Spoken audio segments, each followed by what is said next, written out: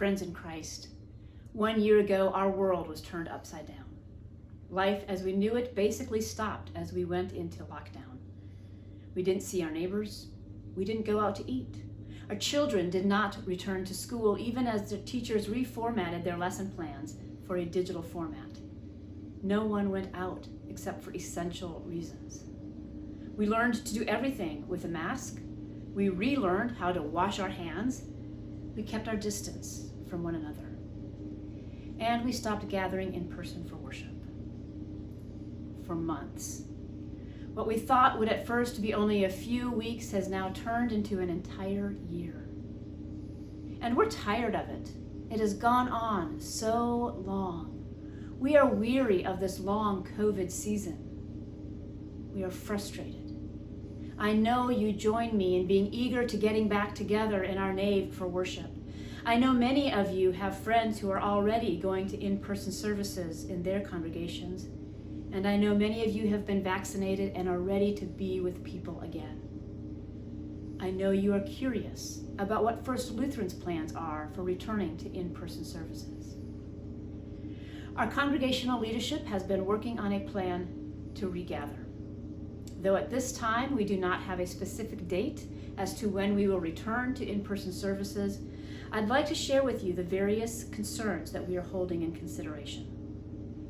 First of all, the safety of our staff is paramount. Worship cannot happen if our staff gets sick, and at this time, our staff is not vaccinated. Pastors have only recently been added to Phase 1B, and so we are waiting with the vast majority of the population to receive our vaccinations.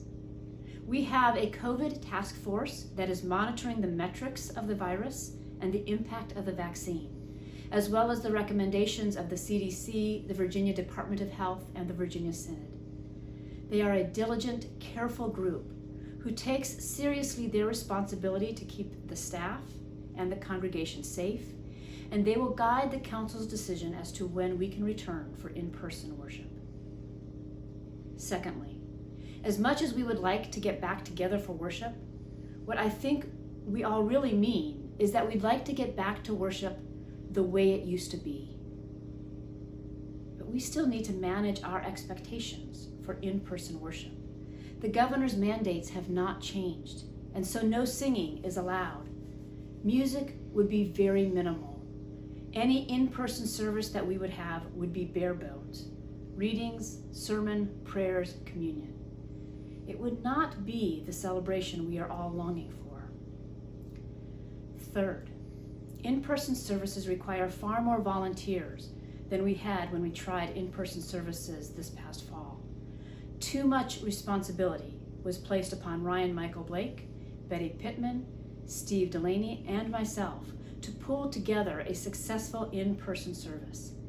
It was an unsustainable model. In order to return to in-person worship, we need a cadre of volunteers who will help set up communion, clean up after communion, usher people to their proper seats, enforce safety protocols, wipe down pews, and other responsibilities. Fourth, a more sustainable model for worship as we go forward is to live stream one service. This would be an in-person worship service that is also broadcast online, eliminating the need to do an in-person service in addition to a digital service. It would all be done simultaneously. We do not yet have the technology to do this. We are working on it. We have a worship and technology task force that will determine what equipment we need to live stream a service in a way that represents well worship at First Lutheran. When we determine what needs we have, we will reach out to you for donations to purchase this audio-visual equipment.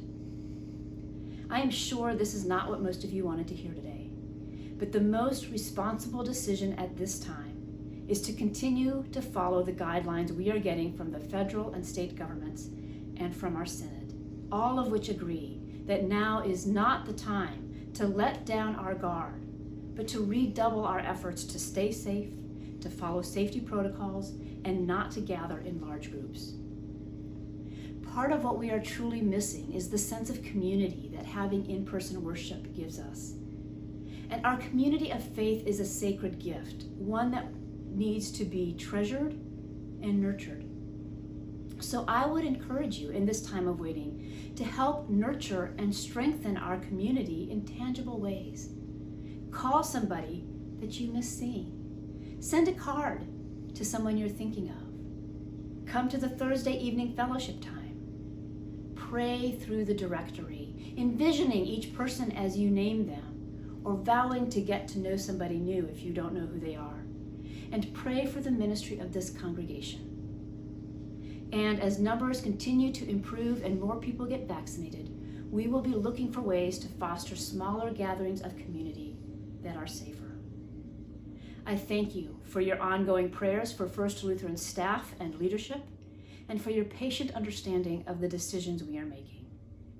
May God's peace surround you and hold you this day